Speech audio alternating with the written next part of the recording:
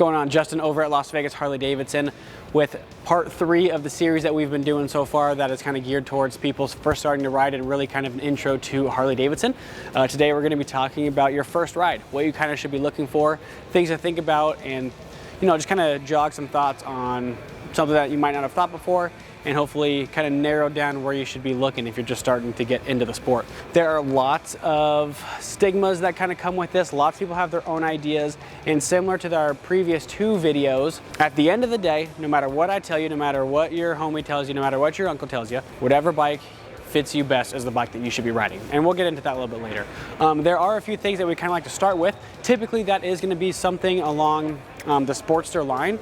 Here at the shop, our inventory is constantly changing, but we do a really good job of trying to keep in some entry-level bikes so that we can kind of have something to kind of go over with you, put on the jump start, which we can show you here in just a little bit. So behind me is some of the pre-owned Sportsters I have at the moment, but these are really what's considered to be a more entry-level motorcycle. Harley-Davidson did have their Street 500 and the Street 750 for a couple years, which is what you are riding when you're doing our rider's course here in the back for the MSF course. And those are great bikes, but Harley doesn't make them anymore. So if you can find one, those are pretty cool to have. However, they are definitely going to fall into the category of overgrown too soon, which we'll come back in a little bit. But you've heard me talk about Sportsters before, especially if you watched the little history of Harley video. They came out in '57. They've had, several changes throughout the years, nothing too crazy. They've stayed very similar in a lot of things over these years. And like I said in the last video, it's kind of one of those things, if it's not broken, then don't fix it. So all of our Sportster models are going to have a 5-speed transmission. You're either going to get it in either a 1200 or an 883 size motor that is cubic centimeters. Lots of people get very concerned on, what do I get, 883 or 1200? There's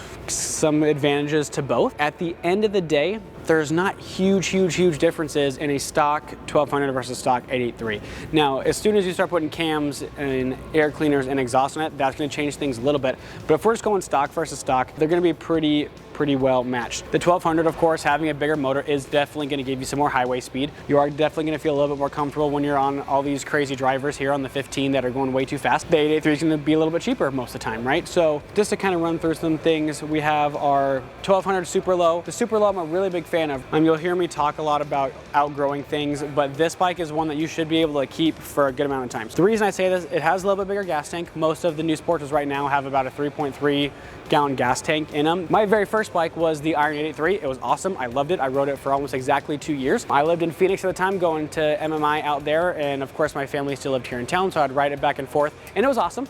That poor bike, I had it, wrapped out the whole time. It was great, the 883 definitely held its own, but it did have that 3.3 gallon gas tank like I was mentioning, so I had to stop at every fuel opportunity I had. Kind of keep that in mind. Kind of behind us is we have some examples like that. This right here, we don't see a ton of. This is going to be the Roadster. In my opinion, this is one of the coolest Sportsters out there.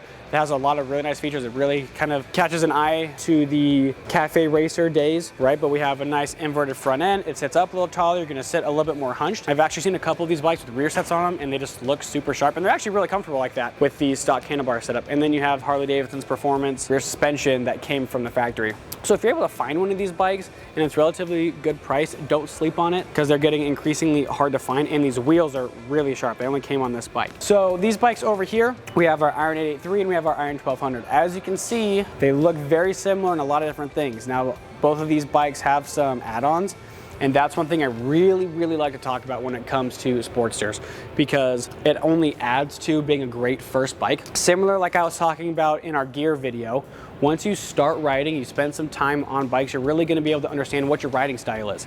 What kind of styles that you're into, and how that's going to grow and progress. The reason I like that about the Sportsters is because these bikes are so extremely customizable, and most of the time you can do it for relatively, inexpensively. As soon as you get into the baggers, you start changing your speakers, your suspension, all that stuff, and that gets really pricey. On this stuff, there's a lot of extras that you can add that's not going to break the bank. So like on this bike right here, we obviously have these really nice, tall, aggressive looking handlebars. We have some mirrors, some grips, just some things to kind of give it that real edgy look, I guess, if that's a proper word for it. Got a really nice tall sissy bar in the back. You can either mount a pad like we have on this bike next to us, or you can strap a backpack or something to that. And then over on this side, we have our Vance & Hines, which you see on Sportsters all the time because they're loud, they're relatively inexpensive, and they look cool. You know, like I was saying, you have your 1200s kind of down the line. Now, Sportsters are a great platform. There are a lot of stigmas about, oh, they're a girl's bike, oh, they're not big enough, whatever. Here's the thing, at the end of the day, like I said, if that fits you, if it fits your budget, you think it looks cool, and you don't look wildly uncomfortable, it's not a bad place to start. Oftentimes here at the dealership, we kind of have some programs where we try to help people that are getting Sportsters when they're ready to upgrade, kind of help them out in getting out of that bike and getting into a new one. I know a guy, he lives here in town, really cool dude. He has over 200,000 miles on a Sportster. He rides the crap out of that thing. We'll kind of make our way to some of these bikes up behind me, and then we'll go look at some of the Dynas over there on the end. After you're looking at the Sportsters and you think, I might need something that's a little bit bigger, right? Whether that's a little bit bigger frame, a little bit bigger motor, or has a 6-speed transmission, is when you're gonna start breaking into the Softails and the Dynas. So obviously Harley doesn't make Dynas anymore. They cut those out in 2017. But we still see them floating around all the time. We have several here on the floor right now, but of course they still have our Softails that are always changing and always evolving. There's a few things that you wanna be real careful of. Something like this bike right here, this silver bike, this is gonna be our Slim. The Slim typically has one of the lowest seat heights available, all right? It's on a big twin motor. So one of the reasons that I really like to talk about Slims, especially with newer customers, is because you're gonna have a nice low center of gravity. You are gonna be comfortable on this bike. It does have a little bit lower handlebars, so you're not all the way stretched out right when you're trying to learn, so it's not too awkward. You're gonna have floorboards, you're gonna be able to kind of maneuver back and forth, and you're gonna have a full-size motor and a 6-speed transmission, right? This is gonna have a 107 in this particular bike, so you're gonna have all the power you want. However, in the same breath, it's not gonna be overpowering. This isn't like the sport bike world where a brand new rider hops on a 1000 and they're almost guaranteed to hurt themselves. On a Harley-Davidson platform, whether it's the 103, the 107, the 114, whatever, all of those are relatively manageable. Now, if you wanna really get on them and really wrap on them, they're gonna go pretty quick. They're gonna be much more forgiving than like a Gixxer 1000 would be, right? This breakout right here, I'm a fan of breakouts. Lots of people are fans of breakouts. However, for the purpose of this video, this is not a bike that I would typically look at for a beginner rider. A couple reasons for that. This bike is very stretched out. Although that looks really cool, trust me, I get it. Because this bike has a really long rake on it, this front end is very heavy. It has a tendency to kind of flop over when you're at low speeds. It does have a really skinny tire, front tire compared to the back. You have a 240 in the rear, and it just makes your handling much less than something that you'd want to try to learn on. Your banking angles are gonna be much lower, so you're not gonna be able to lean the bike quite as far. And when you go to do a U-turn, you'll see that you're gonna have to put your feet down. You might have to do like a little 3-point turn depending on where you're at. And it's just not something that we would recommend for a brand new rider here at the shop. Now, once you have a year or two of riding under your belt, by all means, they're cool, man. They're really good at going fast in a straight line. That's what the breakout is for. It definitely has a piece of the the early 2000s chopper heritage to it, so it looks really rad. But again, just not something I'd recommend for a brand new rider. Now, I'm gonna take a walk this way a little bit. We kind of have some things spread out throughout the dealership, but some of the brand new, meaning 18 and newer, the Softail models that came out are very friendly to first-time riders. Similar that our guy James is sitting on right here, that's gonna be the brand new Street Bob. And so I brought us over here to kind of take a look at two different bikes. This bike right here, this is gonna be our Dyna Street Bob that has had lots of extras, same as this. These are both Dyna Street Bobs that the previous owner did a lot of really cool things. And then the next 3 bikes are going to be the Softail Street Bobs.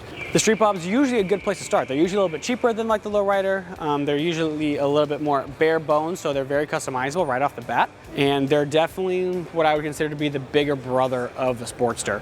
They're gonna ride relatively similar, just with, again, that 6-speed transmission, bigger motor, much bigger fuel tank. These are gonna have a 5-gallon fuel tank, so you'll be able to go much further, and it'll be much more equipped for 2-up riding.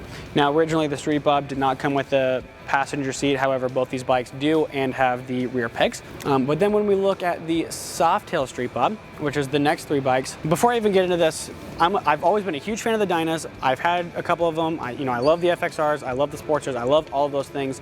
The new frame and the new motor, you can't beat them, right? They're incredibly smooth. They're much lighter. They handle so well. And this bike right here, the Softail Street Bob, is a fantastic upgrade from a Sportster, right? If this is something that is gonna fit in your budget, I would almost recommend, I don't know, probably 80 to 90% of people starting on a Softail street bike. The weight difference is very close. The way it's weighted, some people actually think that this bike may even be a little bit lighter. It's not. It's just the way that the weight is distributed. Again, full-size motor. These are all gonna have the 107. The brand new one has the 114 and a 6-speed transmission. But yeah, this is a fantastic option. As you can see, I have 3 of them right here, and none of these 3 are stock. Back to what I was saying about being so customizable to fitting your own style. So I think that's really cool, and I'm a big fan of these bikes. So yeah, but like I was saying, I have a bunch of Softails, a bunch of Dynas kind of roaming around. Now I want to talk about something that sometimes is a little hard to talk about, and that is just being honest with yourself and figuring out, like, hey, like, I can do this, I can't do this, you know, what kind of fits with you properly. We've had guys that have come in, you know, 400-pound dudes, nothing wrong with that. The Sportster is not the bike for them. I've had a couple guys, you know, a little bit bigger, that a Street Glide was their first bike. They were able to manage that weight very well. It fit their body very well. They didn't feel very cramped, and that's the bike that they went with. And there's absolutely nothing wrong with that. I've had, you know, guys that are similar, and all they wanted was a Sportster. And if that's what you want, man, that's cool with us too. We'll get you riding. Really kind of think about what kind of riding you're planning on doing, right? Don't get too caught up on spending the big money, getting the big bikes right off the bat if you have no riding experience, because you might only like to ride in town. Or if you're on the flip side, if you know that your dream in life is to get on a bike and disappear, an 883 is probably not going to be the bike for you. Maybe look for something in a Softail that has some storage capabilities, or maybe even some of the smaller touring bikes like a Road King or something like that, that doesn't have all the weight. We do have our Jumpstart out front. It's basically like a treadmill for motorcycles. We can put almost any bike in here on that. We usually do Sportsters, Dynas, and Softails just because it's easier to manage the weight getting up on top of that. But it kind of gives you an idea on how the motorcycle is going to feel.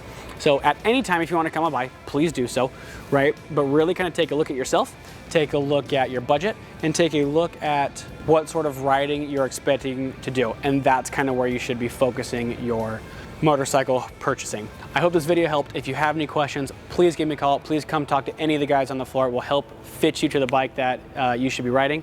We'll see you soon.